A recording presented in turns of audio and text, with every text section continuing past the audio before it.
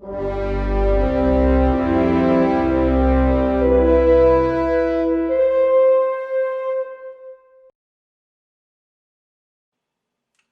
everyone, hope you're all staying safe and enjoying the broadcast.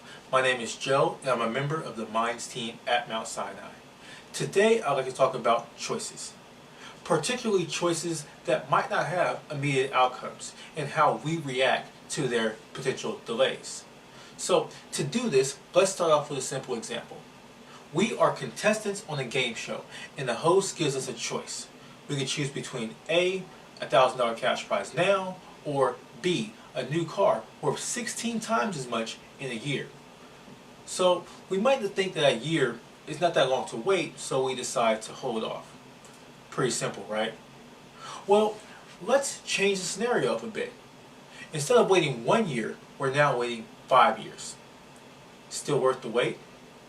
We might find ourselves wavering a bit and decide to take the cash prize over the new car. Well, you might be asking yourself, we still get the new car in the end, so what's the problem? Well, the difference here is in the temporal delay. This is a concept known as delay discounting, which describes how a subjective value can change given an expected delay. Now, to clarify, we're not saying that delay discounting is exactly how the brain operates, but it gives us a way to describe how a person might decide between an immediate reward and a delayed, particularly larger reward. So, speaking of the brain, how might the brain be interpreting these rewards? See, the brain is composed of numerous systems, one system being the cleverly named reward system. This system takes information from the external world and transforms it into a subjective value. And some researchers believe that this subjective value is calculated using a common currency. Now, a common currency means that all choices are lined up on the same scale and evaluated. And one region of the brain that is particularly important for this process is known as the prefrontal cortex. So, let's go back to our game show example. The host gives us a choice between a $1,000 cash prize or a new car at a later date. So how is the prefrontal cortex involved? Well, according to the common currency hypothesis, it takes both items, the cash prize and the new car, and lines them up on the same scale. Next, it adjusts the subjective value of the car given its delay. So let's say the prefrontal cortex adjusted by a factor of 10. The 1 year deal is now worth $1,600, which is still larger than the cash prize, so we go with that option. But for the 5 year deal, is now only worth $320, so it's much less than the cash prize value, so it might cause us to bias our choice towards taking the cash now. So with that being said, let's look at a real-world application. Currently, the coronavirus has been affecting the entire globe. And in response, social distancing, which is the reduction of social interactions and gatherings, has been employed to slow the spread of the virus. Now, how might social distancing relate to delay discounting? Well, let's imagine this scenario. On this particular day, you are looking outside and the weather's great. And you hear that your friends are going to the park for a picnic. So now you have a decision to make. You can A, go to the park and have a good time with your friends, or B, stay home and continue to limit your exposure. So you see, social distancing is in essence a delayed reward. Foregoing social gatherings now to potentially save lives in the future. Now, this is not always a good thing, as delayed discounting can greatly bias our decisions for the worse. This is in the case of climate change. We lean towards immediate rewards right now, like job growth and whatnot, versus more abstract but better rewards in the future, which is the health of our planet.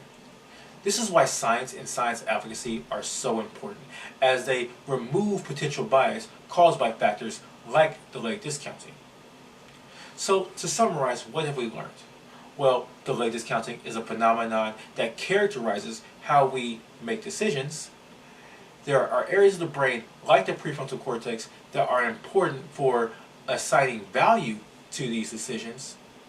And finally, delayed discounting can bias our decisions in ways that might harm us, those around us, or our environment.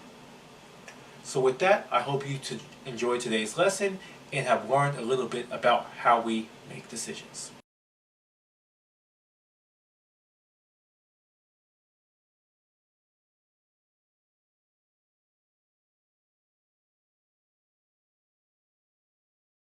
Thank you, Minds. Next, Neuro Yoga and BraiNY will show us how breathing exercises can help our brains alleviate stress in a time of crisis. Afterwards, our good friend Louisa will guide us through a deep breathing exercise to give everyone the chance to process everything you've learned so far. Hello, everyone. My name is Jonathan Rosenthal. I'm a resident physician in New York City, going into neurology, and I've also been teaching yoga for about 7 years.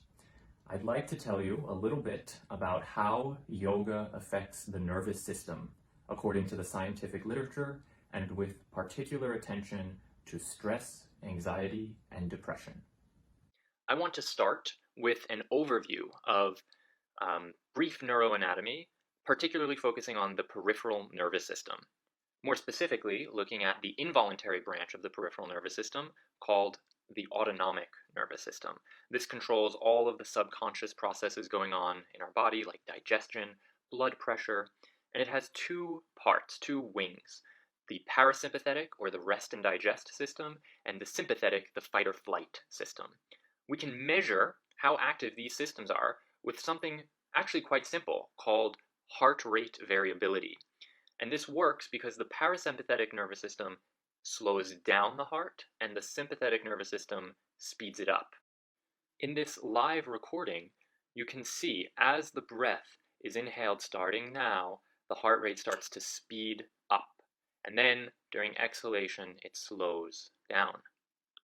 One way to think about heart rate variability is that the more the difference between the inhalation heart rate and the exhalation heart rate, the more parasympathetic nervous system activity there is, and so more rest and digest. And heart rate variability matters because it is associated with our topic for today, stress, anxiety, and depression. In this study, patients with major depressive disorder had lower heart rate variability, meaning more sympathetic over parasympathetic activity. In other words, more fight or flight over rest and digest. So what happens to heart rate variability when yoga is used as an intervention? Not only does perceived or subjective stress decrease, but there is a measurable increase in heart rate variability, and thus we infer parasympathetic nervous system activity. In this study, participants practiced either fast or slow breathing before awaiting an electric shock. Can you imagine?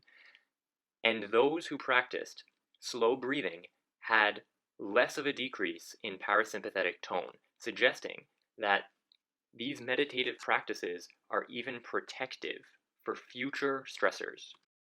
So, to summarize, stress, anxiety, and depression have the effect of activating the fight or flight branch of the nervous system, called the sympathetic nervous system.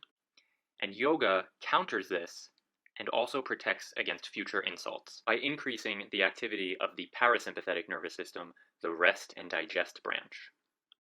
If you'd like to learn more, please follow us.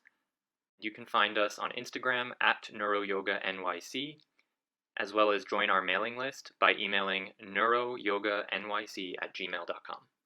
Thank you so much for listening.